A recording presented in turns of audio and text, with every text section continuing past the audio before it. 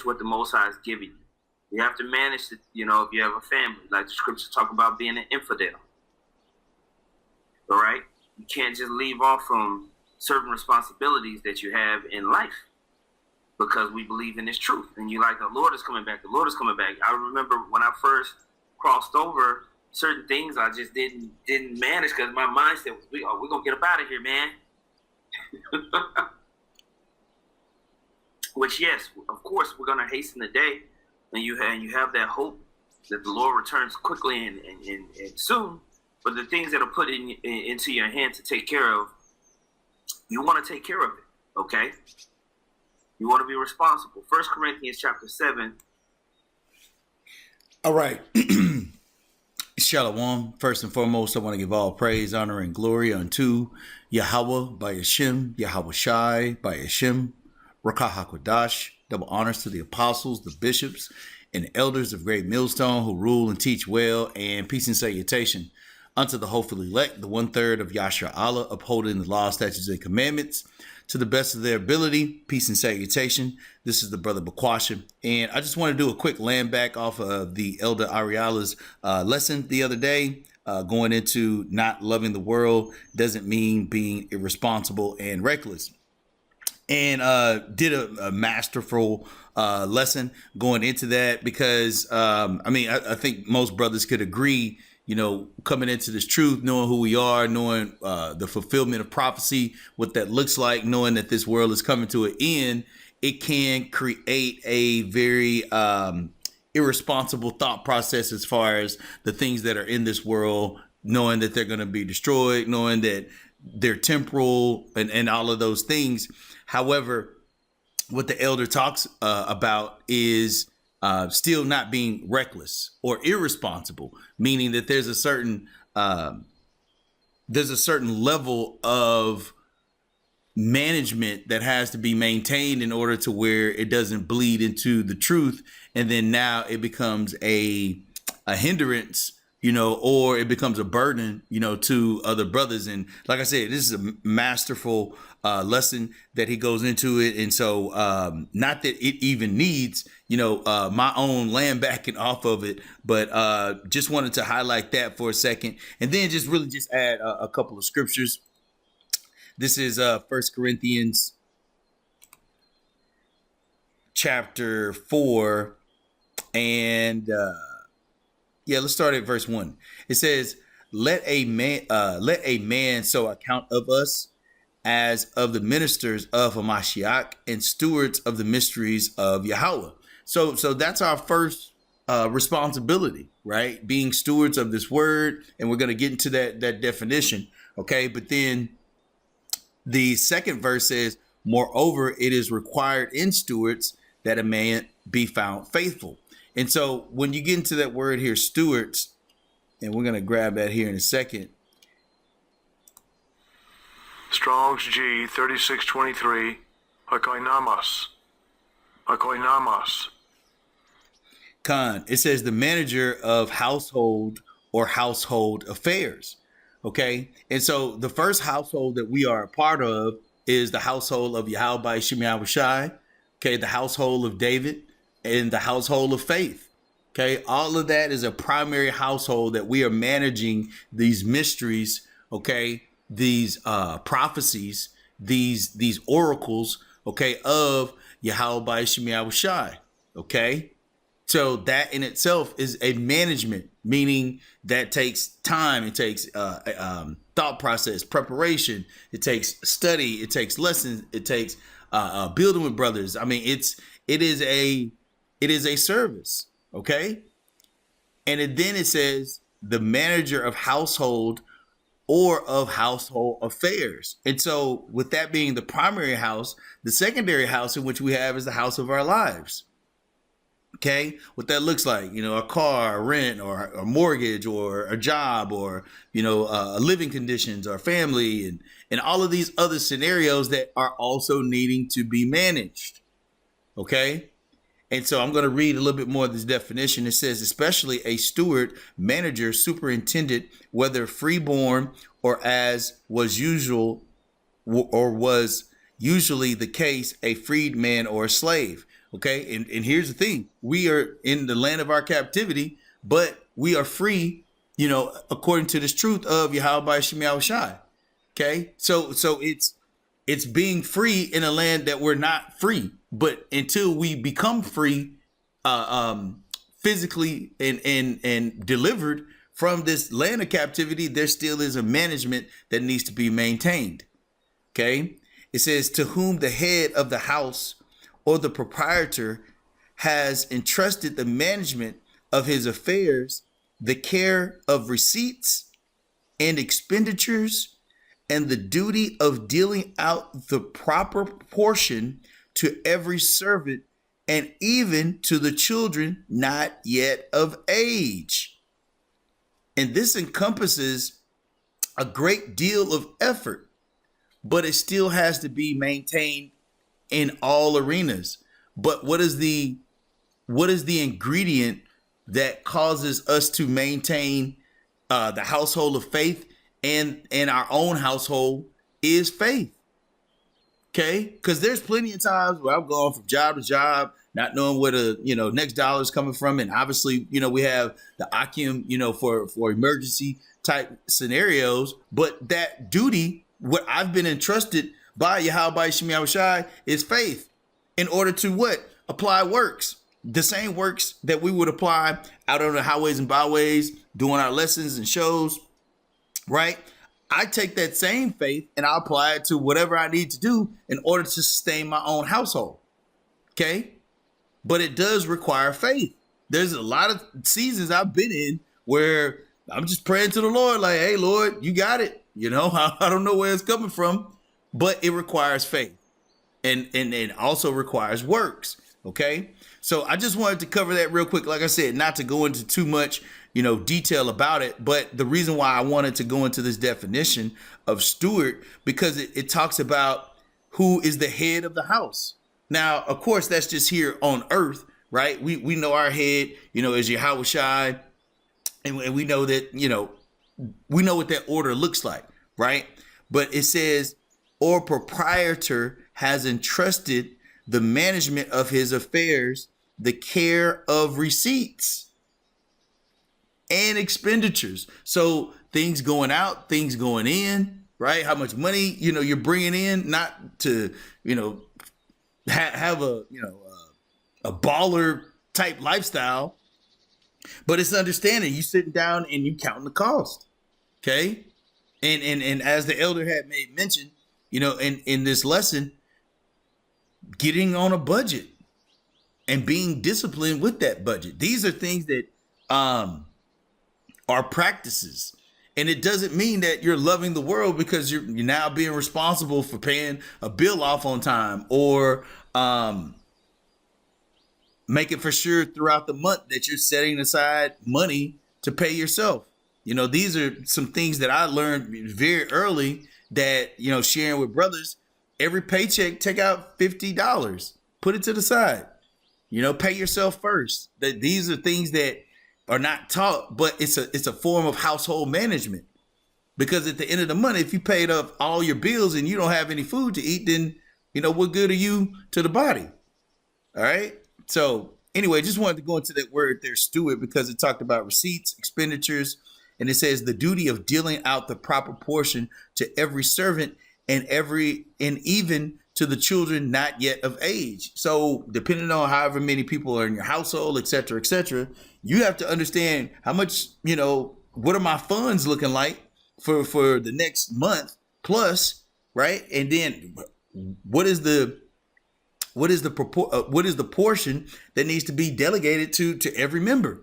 Okay. And likewise, being, in roles and ranks and officers, likewise, the same scenario. All of this is about the breaking of the bread, literally, right? And the administration of it, right? The serving of it. All right. Let's see here. It says a house distributor, i.e. manager or overseer, i.e. an employee in that capacity, by extension, a fiscal agent, a treasurer. You see? All within this house is the same thing in which we're doing in our normal everyday life. Okay. There has to be an understanding of, what's the offering, what's the alms, et cetera, et cetera. What brothers need help, the whole nine, however, brothers operate their camp. But there is a responsibility to it that cannot be left off. Likewise, our own lives, right? You just can't roll around on a donut tire, right, for 4 months. Okay, that's being irresponsible. Okay, it's finding ways to sustain yourself until we're delivered. All right. And I like the fact that it went into a fiscal agent, which is talking about finances and treasury, right? But we also have the treasure of Yahweh Shem Yahushua, the riches. These riches are these scriptures, right? The truth, this understanding. But it also says figuratively a preacher of the gospel. Why? Because those are treasures as well. Okay. But it says both. So in the financial sense, right, in the physical sense, the money, right, Caesar's money, right, but then likewise, the word of Yahweh Shem Yahushua is also money. So being being fiscally responsible is also being spiritually responsible, okay? Because just like the word in itself, okay, is precious. Likewise, whatever funds you may have, once you depleted those, like it's a wrap. Now with the truth, yeah, you can always go back and get more and continue to be in abundance, of truth, but it's not allowing the lack thereof of the money you have in the carnal world to affect the spiritual world, okay, and our responsibilities.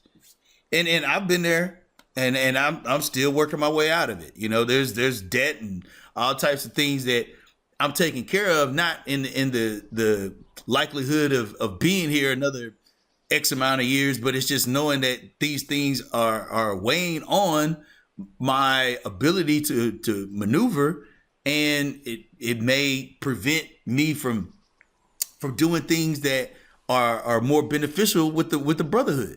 Okay. And those are the things that each brother can address themselves, and obviously, as I made mention, the elder goes into, hey, if you need counsel, things of that sort, hey, come to the Akim. That's the reason why brothers are here. So,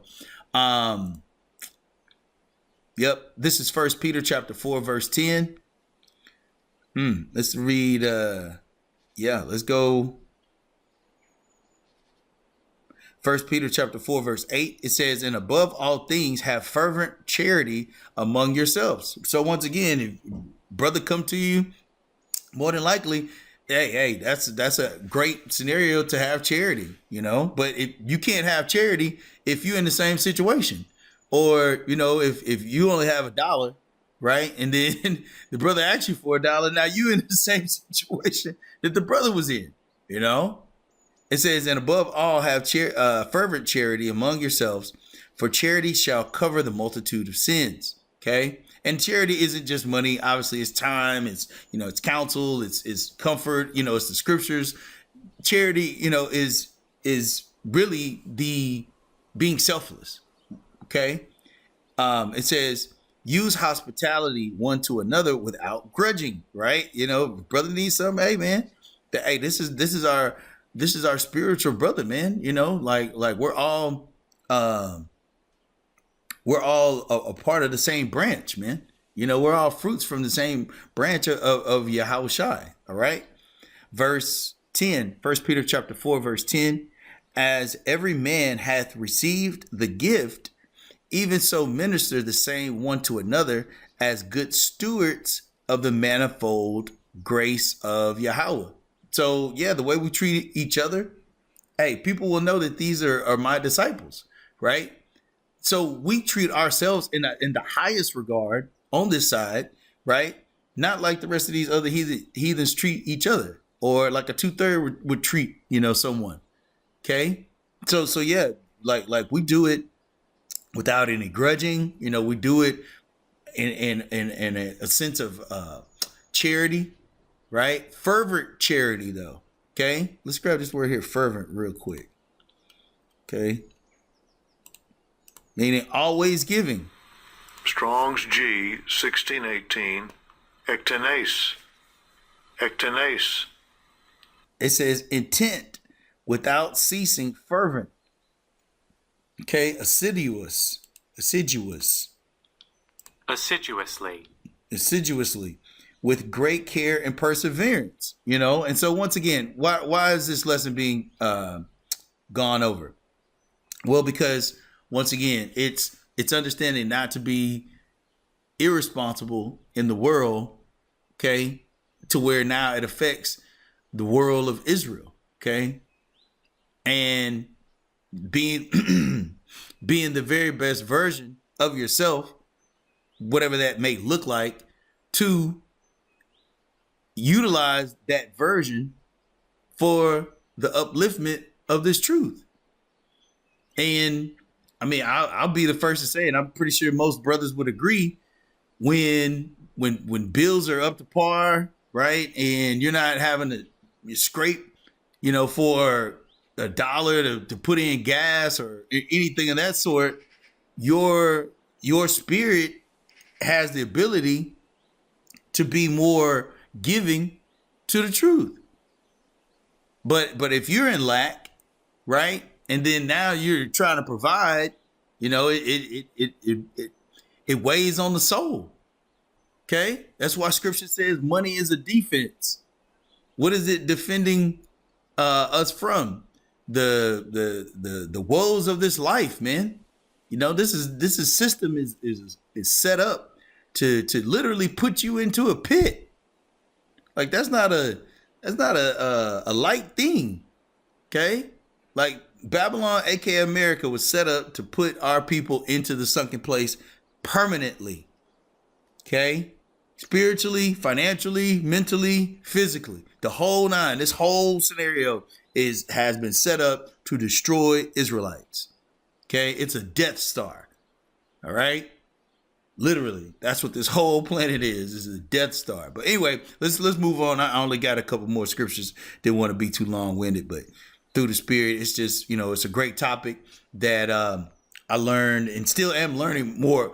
And still am learning more about going forward, which is, as Scripture says, knowing how to be abased and knowing how to be abound, you know, or as Scripture says, being content. Let's grab that real quick.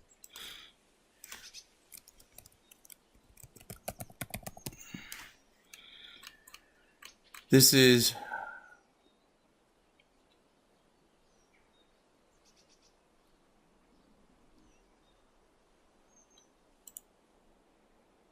one of them that I'm thinking about. This is this is first. This is Philippians chapter 4, verse 11. It says, yeah, because it talks about Yahweh Shem Shai's provisions, man. Like that's where we get the things that we need. Okay. Like we have nothing to manage if we don't have life. So that's reverence in itself. But then being equipped to manage the life that we have to where we can actually prepare for the life eternal. Okay.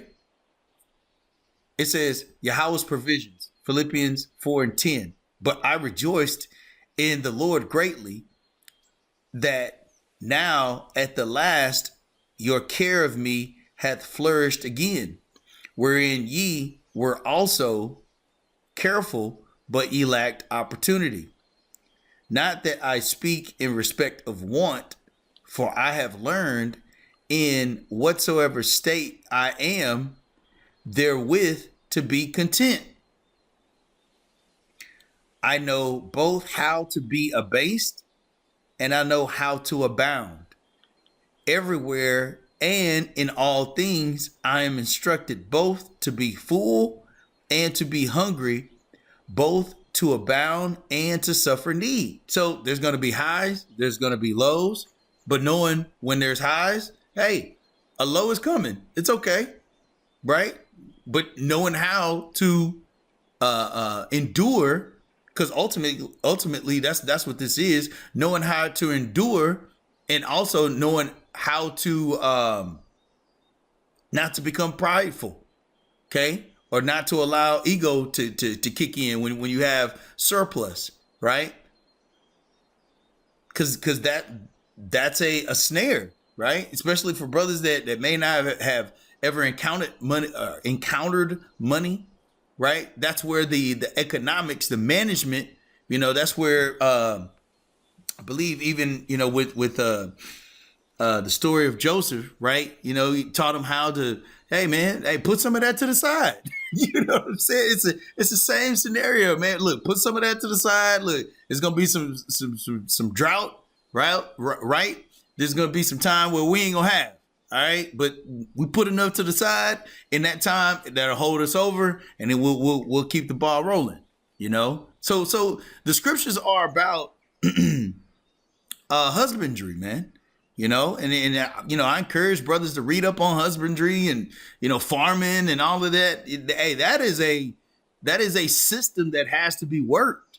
Okay, that's why you need it field hands, you need servants, you need all of those things. And then now as the produce comes in, the cycle repeats, right? You now replant, you reseason, you repurpose.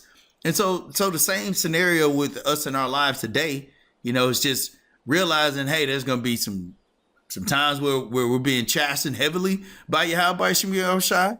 And then there's times where you feel like, man, bro, like, hey, it's been a minute. And, you kind of start looking for it. You're like, okay, Lord, like, what's going on?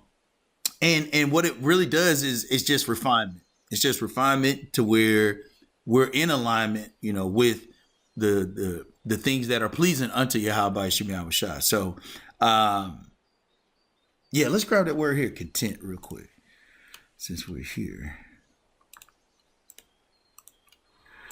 Strong's G 842. Austarkes. It says sufficient for oneself, strong enough or possessing enough to need no aid or support. And this is essentially what Yahweh Shemir Shai has equipped us with, which is to be content, getting our daily bread, taking care of our responsibilities, being able to go to and fro, doing the things we need to do to support ourselves, but being independent, not independent outside of the body of Yahweh Shemir Shai. Being independent, or as many members of one body, okay? Just like each cell has its own purpose, but collectively, all of those cells make the body flow, okay? But each cell has to be independent, has to take care of their household, has to take care of their faith, has to take care of their growth and development, and then when we come together, that's when iron sharpens iron. That's how brothers become strengthened more in the spirit and equipped, to battle that next day or that next fight. Okay. So it says sufficient for one's self, strong enough or possessing enough to need no aid or support. Okay. So at the end of the month, you look at all of your expenses, you add up all of your expenses for the past 2 months, and you look at that, and then you look at how much you're bringing in for the past 2 months. And if you see lack, that means, hey, in some type of fashion, either something needs to be sold or, that whatever that economic scenario needs to happen, make it happen. Okay? Because that's what the spirit of Yahweh Shemir Shai has given us, man, is the ability, okay, to create. That, I mean, Yahweh, man, like, we talk about we're the salt of the earth. Well, we are the salt of the earth, but in the scenarios in which we're in, being creative, finding out ways to make money, whether it be, all legal, but also just seeing the things that prophecy is unfolding and finding a way to tap in. That's it. To where you don't need any aid. Now, our aid ultimately is of Yahweh Shemir Shai, but there are scenarios where brothers may need, a couple dollars here, a couple dollars there, whatever. But the lack there is a willingness or wantingness, a willingness and a wantingness of overcoming that situation. That's it. That's all it is. It's a lack of desire. When you have a flat tire and it goes 3 or 4 weeks, you're lazy. Okay, and you haven't taken care of it. Likewise, financially, likewise, spiritually. Okay, so these are all the things in which Yahweh Shem Yahushua has given us. Okay, to sustain ourselves until we're delivered. That's it. Okay, it says independent of external circumstances, being content. It's like, oh, okay, well, is the market going up, market going down? Hey, man, look, through the Spirit, Lord will, help me keep this job, but I got something on the side. Whatever I'm doing on the side for extra $100, a week, whatever that may look like. Okay. It says contented with one's lot, with one's means, though the slenderest.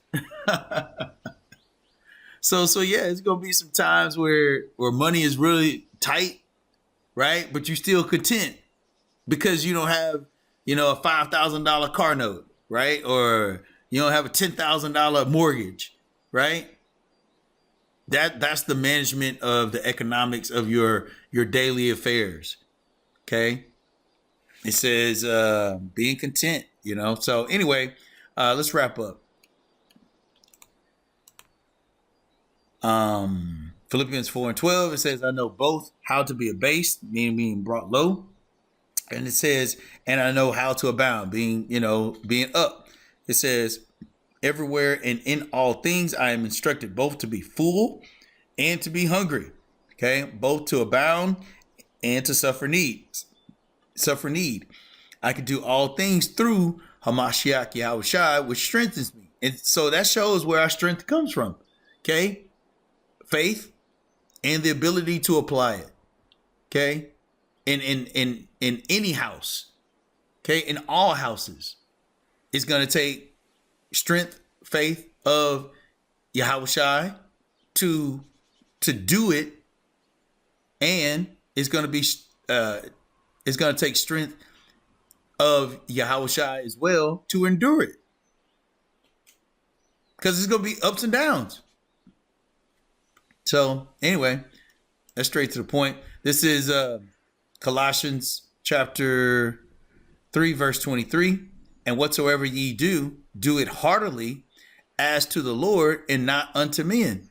So yeah, you got a job. It sucks. It's supposed to. That's what jobs were created for. It's a low level form of slavery. It just doesn't have the physical shackles and chains.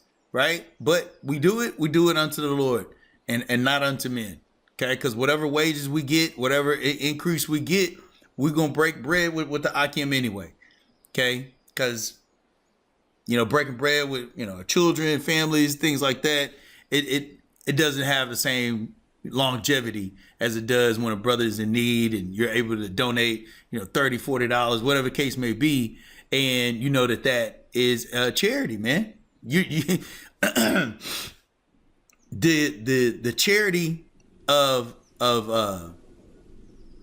being able to help a brother out, right? I hate to use that term, to help Akim out, right? Goes further than the charity of giving someone $1 or $2 in the world. Okay? Because the charity in which we do for Akim, right, covers a multitude of sins. But it doesn't do the same for, a 2/3. Yeah, I mean, it's generous. The Lord sees favor in that. But it's this body, man. It's the household of faith. All right.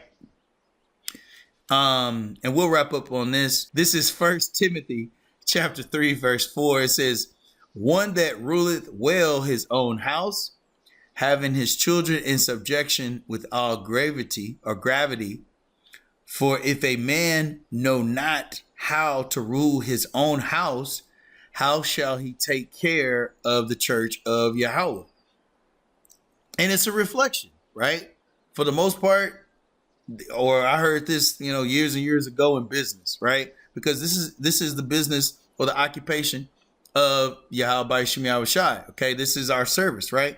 But I heard the way someone's house is, the way someone's car is the same as their mind. So if their household is all cluttered and, dirty and dingy and filthy, then their mind, for the most part, could reflect the same thing. And so likewise, how they fulfill their service in this truth could be the same as well. And so excellence in itself is something that's maintained across the board to where there's no dips, there's no valleys. Okay. So the way you maintain your house, your vehicle, your livelihood is the way you maintain your mind. And the way you maintain all of that comes from the way in which you maintain the spirit of Yahweh Shemi Awashai and the household of faith, So I just wanted to go into that real quick. Lord will, it was edifying for the elect. Until next time, Shalom.